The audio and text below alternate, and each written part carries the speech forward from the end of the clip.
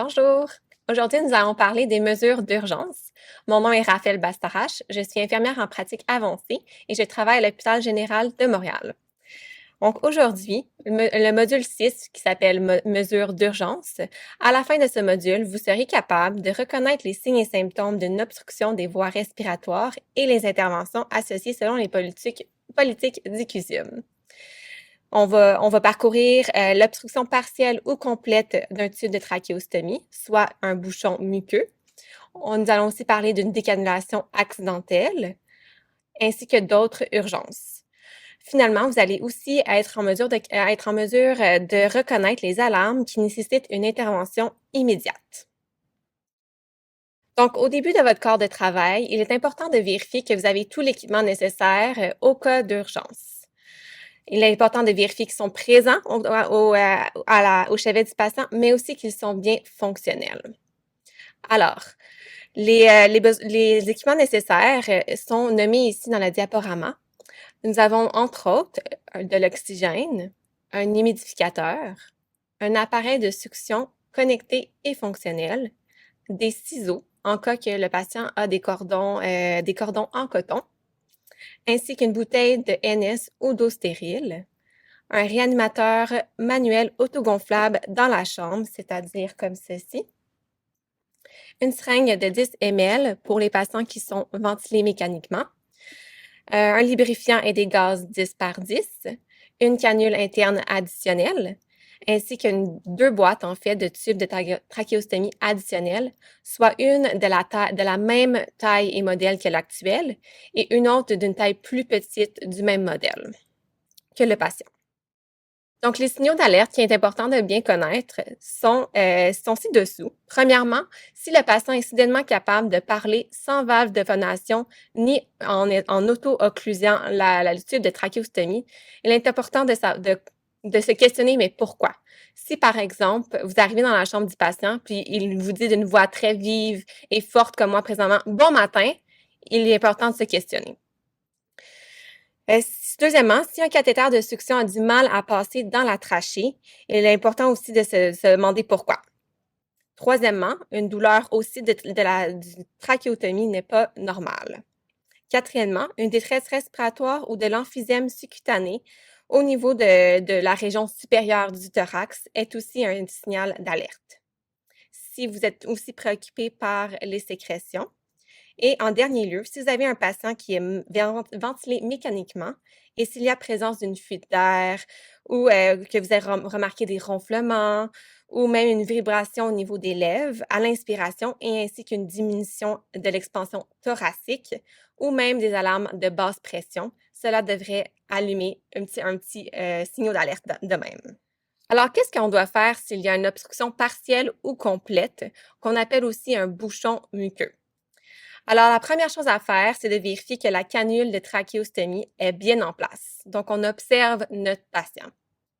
Si le patient a une valve de formation ou un bouchon qu'on appelle communément le cork en anglais, on doit la retirer. Ensuite, on va tenter d'aspirer le patient. Donc, on va essayer de voir si on peut aller enlever l'obstruction présente. Si votre patient démontre ensuite, par la suite, encore des signes de détresse respiratoire, il faut retirer la canule interne, la visualiser et l'inspecter. Si la canule est extrêmement pleine de sécrétion, on va la retirer et on va la changer si c'est une jetable ou on va la nettoyer si c'est une réutilisable. Et finalement, si votre patient présente encore toujours de la difficulté à respirer, on va tenter encore une fois d'aller aspirer. Si malgré toutes ces étapes, le patient présente encore une détresse respiratoire, donc il a difficulté à respirer, vous allez peut-être remarquer des signes tels que de la cyanose ou d'autres symptômes de détresse respiratoire. Si c'est le cas, il faut appeler pour de l'aide. On va appeler un code bleu en appelant l'extension 55555 et votre priorité à ce moment-là, en attendant pour de l'aide, c'est d'oxygéner le patient. Donc, on va essayer de trouver une façon d'oxygéner notre patient. Au chevet, on devrait y retrouver le réanimateur manuel autogonflable avec un masque 100%. Donc, on appelle aussi cela le ambubag, communément appelé. Donc, on peut connecter directement sur le tube de trachéostomie ou vous pouvez même prendre un masque pour aller la poser sur le visage, donc sur la bouche et le nez, en obstruant le site de la trachéostomie. Votre priorité, c'est vraiment la circulation des voies aériennes et la respiration. On va surveiller les signes vitaux et rester avec le patient jusqu'à ce que de l'aide arrive. Donc, une décanulation accidentelle. Qu'est-ce qui augmente en fait le risque du patient d'avoir une décanulation accidentelle? Donc, quelques raisons en fait communes que nous voyons sont une altération de l'état de conscience chez le patient, des cordons qui sont mal attachés ou lorsqu'on change les cordons, si le patient est agité, en présence d'une acuité ou une activité plus importante sur l'unité. Donc, la canule externe, lors la décanulation accidentelle peut être soit complètement retirée, donc une décanulation complète, ou une partiellement retirée, donc ce qu'on appelle communément la décanulation partielle. Donc, il n'est pas complètement retiré. Donc, soyez alerte et au courant des signes et symptômes d'une décanulation partielle ou complète, incluant les signes de détresse respiratoire, une augmentation de la vocalisation ou un déplacement visible du tube de trachéostomie. Donc, quels sont les symptômes et signes et symptômes que vous pourriez remarquer en cas de décanulation accidentelle, partielle ou complète? Donc, si on regarde spécifiquement le tube de trachéostomie, la collerette, donc ça ici, ne sera pas à la bonne place. La canule externe pourrait être visible. Le ballonnet aussi pourrait être visible. Et il pourrait même avoir un segment au niveau du site de stomie. Les signes et symptômes spécifiquement aux patients seraient une diminution de la saturation en oxygène et une difficulté à respirer. Parfois même, le patient pourrait soudainement être capable de parler. Il pourrait même aussi, on pourrait même entendre un petit sifflement à l'expiration. Et finalement, le patient pourrait présenter une tachycardie. Alors, quoi faire si le patient présente une décanulation accidentelle partielle, et ce, chez un patient ventilé? Donc, première étape, ça serait appeler de l'aide. Il faut ensuite préparer votre équipement d'urgence. Donc, comme on a vu au début, il faudrait avoir tout l'équipement mentionné au chevet du patient. Ensuite, déconnecter le ventilateur. On va retirer la canule interne. Donc, on va retirer la canule interne. On va dégonfler le ballonnet. Donc, on le dégonfle à partir d'ici avec une seringue de 10 cc. On va serrer par la suite l'obturateur qui ressemble à ceci. Donc, on l'insère à l'intérieur. Et doucement, on va réinsérer le tube de trachéostomie dans la trachée du patient. On va par la suite retirer l'obturateur. On va regonfler le ballonnet avec une seringue de 10 cc et on va réinsérer notre canule interne. On va reconnecter ensuite le patient au ventilateur. Il est bien important d'évaluer et de documenter toutes les interventions effectuées.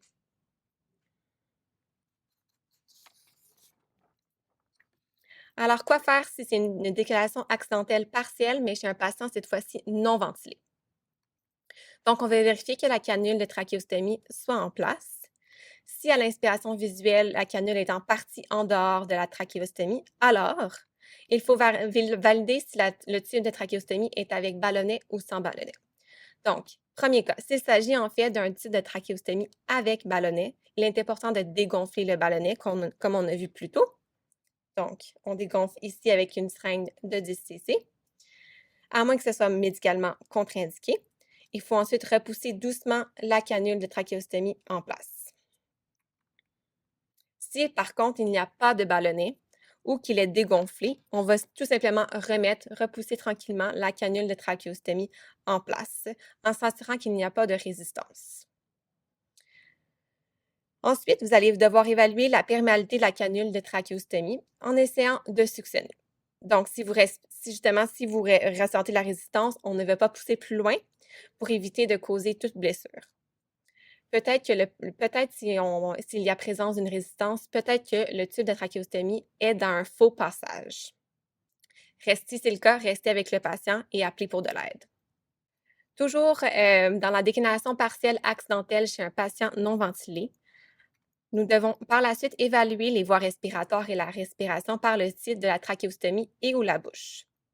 Il faut administrer de l'oxygène 100% via le site de la trachéostomie et le visage, si possible, les deux en même temps. Si ce n'est pas possible et que vous suspectez que le tube de trachéostomie n'est pas en place, donc par exemple en cas de faux passage, on va privilégier d'administrer l'oxygène par la bouche et le nez, comme la photo le démontre ci-dessous, en bas à droite. Votre priorité numéro 1, encore une fois, c'est d'oxygéner votre patient. Que se passe-t-il maintenant s'il y a une décanulation complète chez un patient non ventilé? Donc, rappelez-vous qu'une décanulation complète, c'est lorsque le tube de trachéostomie est complètement en dehors du site d'insertion. Alors, quoi faire? Encore une fois, on demande de l'aide et on reste avec le patient. On évalue le passage d'air et la respiration via le site de la trachéostomie et ou la bouche. On administre de l'oxygène à 100% via le site de la trachéostomie et ou le visage. On va surveiller continuellement les signes ABC du patient en attendant l'arrivée du médecin ou de l'inhalothérapeute jusqu'à ce que le patient soit stable. Positionnez la tête du patient de façon appropriée. Si possible, gardez le cou du patient en extension. De cette façon, le médecin ou l'inhalothérapeute aura un accès facile au site de la stomie.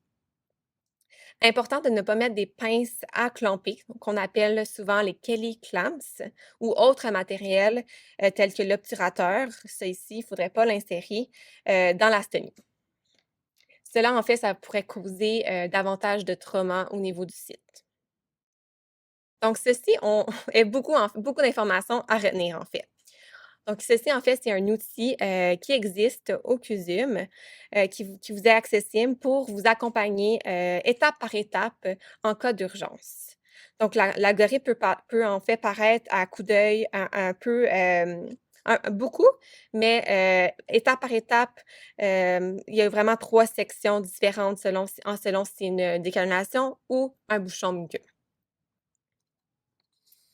Donc, comme je disais, la partie à gauche, c'est vraiment en lien avec le bouchon muqueux. Donc, lorsqu'il y a une obstruction. Donc, ça, c'est les étape par étape. La partie de droite de l'algorithme, il s'agit en fait de lorsqu'il y a une décanulation, soit partielle ou soit complète. La partie du bas, ce sont les instructions si votre patient arrête de respirer par conscience ou il n'y a plus de pouls. Je vous suggère donc de vous référer et de lire le contenu avant et vous préparer avant toute urgence pour être sûr de bien répondre à toute urgence que votre patient pourrait avoir. Alors, quelles sont les autres urgences? Donc, premièrement, si un patient qui tousse continuellement, qui est incapable de reprendre son souffle ou qui est incapable de synchroniser avec le ventilateur, on doit se poser quelques questions. Des causes possibles peuvent inclure une augmentation des sécrétions, de la douleur, une détresse respiratoire ou même un bronchospasme, un déplacement du tube de trachéostomie ou un patient qui est inconfortable. Des signes et symptômes que le patient pourrait aussi avoir seraient de l'anxiété, de l'agitation, une dyspnée, une réduction de la saturation en oxygène et de l'expansion thoracique, du tirage abdominal et intercostal significatif et finalement des alarmes de haute pression ou de basse pression venant du ventilateur. Donc, que devez-vous faire? Donc, il est important de rester avec le patient et appeler pour de l'aide. On va attendre la présence de l'inhalothérapeute. En attendant, on peut aller ventiler le patient avec le réanimateur manuel autogonflable, communément appelé le Ambu-Bag. Donc, que devez-vous faire après les situations urgentes que nous venons tous de voir? Donc, il est important de mobiliser le patient aux 2 heures, de surélever la tête du lit, d'offrir de la physiothérapie respiratoire si prescrit, d'aspirer les voies respiratoires au besoin et de bien noter la quantité, la couleur et aussi la consistance des sécrétions. S'assurer de ne pas avoir de pression sur le tube de trachéostomie pour prévenir toute tout trauma à la peau. Dégonfler le ballonnet pour les repas si le patient n'est pas ventilé mécaniquement. Si le patient mange, s'assurer qu'il est bien dégonflé. Il est important aussi de fournir des soins de bouche fréquemment, de fournir des mesures de confort, par exemple s'assurer d'utiliser des oreillers pour supporter la tête et les épaules, effectuer des soins de trachéostomie et surveiller les signes d'infection et d'inflammation, surveiller le statut respiratoire du patient et évaluer les bruits respiratoires, observer tout saignement anormal ou autres complications possibles et garder toujours l'équipement d'urgence au chevet du patient. Donc, vous avez peut-être entendu parler de l'instillation de solutions salines. En fait, ceci est une procédure qui est seulement réalisée par un allothérapeute avec une ordonnance médicale. Ce n'est pas nécessairement une pratique recommandée parce qu'en fait, cette procédure ne rend pas les sécrétions plus minces. Cela ne liquidifie pas nécessairement les sécrétions pour permettre aux patients d'ensuite les tousser. Le seul but d'une instillation saline est vraiment de stimuler le réflexe de la toux. Donc, cela peut être nécessaire pour aider à faire bouger les sécrétions et prévenir les bouchons muqueux, mais ce n'est pas recommandé, comme dit plus tôt. Avant de faire une installation de solution saline, il y a d'autres étapes ou interventions qu'on peut mettre en place pour s'assurer que le patient a assez d'humidité et que les sécrétions soient plus minces. Notamment, nous avons de garder le patient bien hydraté, encourager les exercices de toux, maintenir un niveau d'humidité adéquat, changer de position aux 2 heures et informer l'inhalothérapeute ou le médecin pour voir s'il y a d'autres stratégies possibles. Je vous remercie de votre temps.